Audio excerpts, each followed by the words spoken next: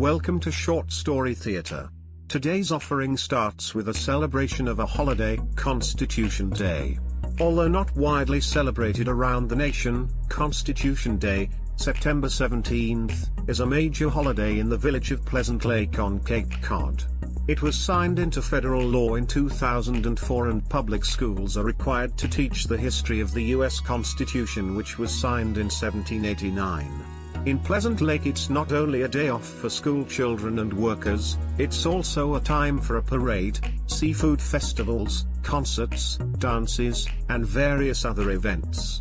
But this year, something odd and unexplainable is about to happen, as you will hear in today's tale, The New Earth, by Bill Russo.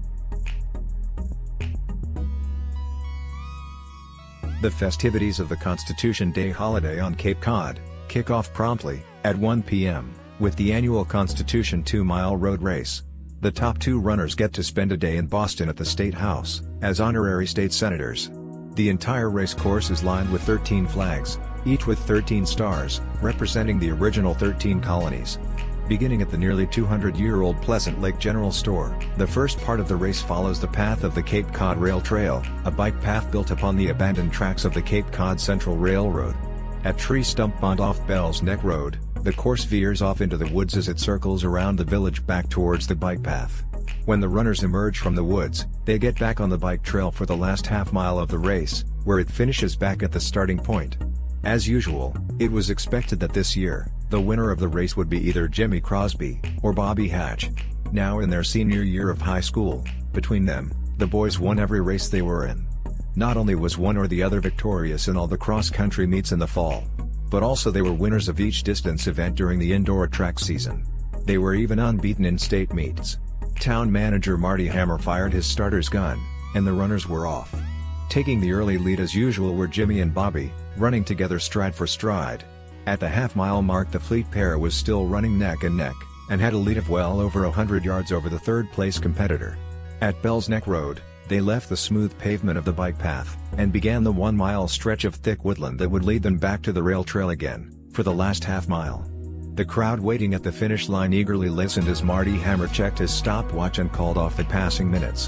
When he announced 9 minutes, everyone knew that within 60 seconds they would spot Bobby Hatch and Jimmy Crosby heading for the finish line, probably running within a yard of each other, and certainly at least a quarter of a mile ahead of the next runner. The 10-minute mark came and went. Then 11 minutes, and still there was no sign of the two young men. At 12 minutes the crowd saw a runner emerge from the woods surrounding Tree Stump Pond. As the figure came closer, Marty Hammer said, "It's Phil Taylor. He's managed to beat Bobby and Jimmy." After the race winner caught his breath, town manager Marty Hammer asked him at what point he passed the leaders. "I didn't pass them," he said. "Bobby and Jimmy were far ahead of me by the time I cut off the bike path to enter the woods. When I crossed the finish line, I thought I was in third place." Marty looked at his stopwatch. It read 14 minutes. Dozens of runners were crossing the finish line and still no sign of the best runners, Jimmy Crosby and Bobby Hatch. When the last entrant straggled in, Marty Hammer jumped in a parked police cruiser and instructed the officer inside to start looking for the missing pair. A quick run around the course revealed nothing. 2 more police cars joined the search. The entire track team ran back to Bell's Neck Road and entered the woods to find the missing runners. Firefighters from Pleasant Lake as well as volunteers from Yarmouth, South Dennis, Hyannis, and a few other communities joined in the hunt. At sunset, after Marty Hammer called off the operation due to darkness, he contacted the state police and even touched base with the FBI. Though there was no basis for federal involvement, he was friends with a few of the Boston agents and hoped they might have some ideas. The following morning the search began anew, with more than 100 area police personnel, dozens of firefighters and other volunteers, as well as a bevy of television reporters from Boston and Providence. Again the hunt proved totally unsuccessful. There was not a single clue. No clothing was found. No sign of an accident or violence. The boys had literally disappeared without leaving any indication of what happened to them. By the second day of the search, the story had gone worldwide. Television crews from several nations were flooding into Pleasant Lake. The governor flew in from Boston to take charge of the search. He activated hundreds of National Guardsmen from the Joint Base of Cape Cod. Also from the JBCC, several planes from the U.S. Air Force began an aerial search of the area. Day 2 ended just like Day 1. There was no sign of what happened to the 2 young runners. People generally began to believe that for some unknown reason, Bobby Hatch and Jimmy Crosby hadn't met with an accident or been attacked, but left Cape Cod of their own free will. On the third day of the search, the number of searchers, as well as the quantity of media people, was slightly less than the day before. The governor scheduled a news conference for 1 p.m. in front of the Pleasant Lake General Store where the race started. His talk was carried live on local Boston and Providence television stations as well as on CNN, MSNBC, and other cable outlets. 10 minutes into the governor's speech, somebody looked to their left, down the now deserted bike path. There were two runners approaching. Racing at top speed, they were less than 2 feet apart. As they got closer to the general store, somebody shouted, "Look! Look! Those runners, they're the ones. It's Bobby and Jimmy." Seconds later the racers crossed the finish line, with Jimmy about 3 steps ahead of Bobby. Hundreds of people flooded around them as the runners were catching their breath and winding down from a grueling effort. "What happened to you two?" asked the town manager. "Where have you guys been?" chipped in a dozen or more voices. "Were you boys kidnapped?" asked a group of reporters. "What are you people talking about?" asked both boys. "We just finished the Constitution Day race," explained Jimmy. "We're the top 2 finishers, so we're going to get to go to Boston and be senators for a day. We've only been gone about 10 minutes. How did all of these people get here?" Bobby asked. "I see television cameras and hundreds of soldiers. What's going on?" After a time it became apparent that the boys fully believed they had been gone for only a few minutes despite the fact that they were missing for 2 entire days. The governor decided to have them committed to Taunton State Hospital for observation. In 2 weeks after a complete set of mental and physical exams, it was determined that the boys were in good condition and fully believed they were telling the truth. They were certain that they ran a normal race and covered the course in 10 minutes. In time the boys resumed their normal routine and the matter was mostly forgotten. Graduating from Pleasant Lake High School, Bobby and Jimmy went on to college and to successful careers as businessmen. End of story? Well, not quite. On the day that Bobby Hatch and Jimmy Crosby went missing, something invisible and silent was floating high above the town. It was an alien craft from a faraway planet. It was a warship, and one far different from anything to which the people of planet Earth were accustomed. And the occupants of said craft too, were unlike the inhabitants of the third planet from the sun. The vessel had no weapons to bombard and capture new worlds. It used instead, the digital equivalent of a vacuum cleaner, to suck up specimens for study. And so it was, that shortly after 1 p.m. on Constitution Day in Pleasant Lake, Bobby Hatch and Jimmy Crosby were plucked from the woods at a pond called Tree Stump, and deposited in figurative test tubes, on board the alien craft. Mardnogan, the commander of the ship, initially thought that his acquisition team had failed in their mission, which was to capture the most intelligent species of the besieged planet. "Captain Noggin," said Mort Graken, his second in command, "I assure you that although they may be primitive, these 2 specimens are from the highest form of Earth creatures. And they also are superior athletes and will make excellent candidates for synthesis. On your recommendation we will proceed, Lieutenant Graken, but I have my doubts that this planet is worth taking over. Earth is a world in transition, Captain. It's in a volcanic phase where vast sections of the land are melting and dispersing into the oceans.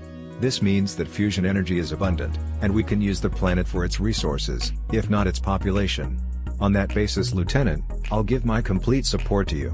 Let's begin the process of taking over this ugly little marble. How long do you estimate it will take for the synthesis of the creatures?" "This first project will require 2 Earth days, Captain.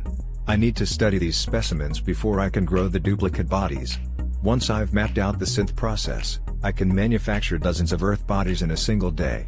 But please allow me the 48 hours that I need to ensure that everything is perfect." Not only was Lieutenant Commander Mort Graken the second officer on the ship, he was also the head of the synth team, and he quickly began the job of making synthetic copies of Jimmy Crosby and Bobby Hatch. Long ago Graken's race perfected the process of creating living tissue from a host, and transforming a tiny sample into a fully functioning copy of the original. At first the discovery merely led to duplicates of farm animals, produced to supplement food stocks. Later the process was refined until they were able to produce perfect synthetic copies of higher forms of life. They abandoned conventional warfare, and began expanding their empire, by creating synthetic copies of the leaders of newly discovered worlds. Once they controlled the key figures of a planet, a bloodless conquest followed in a very short time. Central to the process of creating a synth, was the digital implant, that gives the creators full control over the duplicates. Whenever they wished, they could transmit orders to their duplicate beings, who would mindlessly obey any instructions sent to them. But what of the two specimens from Cape Cod who were sucked up into the ship to be laboratory rats? Bobby Hatch and Jimmy Crosby would soon find out. The boys were competing in the Constitution Day road race on Cape Cod, and were about 6 minutes into the run when they began to feel dizzy. The trees, the bike trail, and even the sky, seemed to be spinning like a supersonic merry-go-round. They started to fall towards the pavement, but when they landed, it wasn't on the hard surface of the running trail, but onto a bed with stiff white sheets smelling like creosote. For 2 days Bobby Hatch and Jimmy Crosby were kept in a comatose state, while their synthetic doppelgangers were fabricated and tested. Shortly after the synthetics were tested and found to be in perfect order, they were placed back on the running course on Cape Cod. A few minutes after that, the two Earth boys suffered the fate of all lab rats. They were exterminated. Meanwhile, back on Earth, as mentioned, the synthetic copies of Bobby and Jimmy graduated from college and became successful and prominent Massachusetts businessmen. They married into well-established old-line New England dynasties like the Lodge, Cabot, and Kennedy families. They were staunch supporters of the American way, and were among the most loyal citizens of the United States. They would remain so, until receiving their instructions from Lieutenant Morg Kraken. At that time, they would join with the thousands of other synthetic people manufactured between 2019 and 2025, and complete the bloodless conquest of the third planet from the Sun. And this time, my friends, that is the end. A sad ending, but don't worry, the synthetics don't take over until 2025. So live for today, for tomorrow you might be synthesized. Have a nice day, and thanks for listening to Short Story Theater. Please come back again soon, won't you?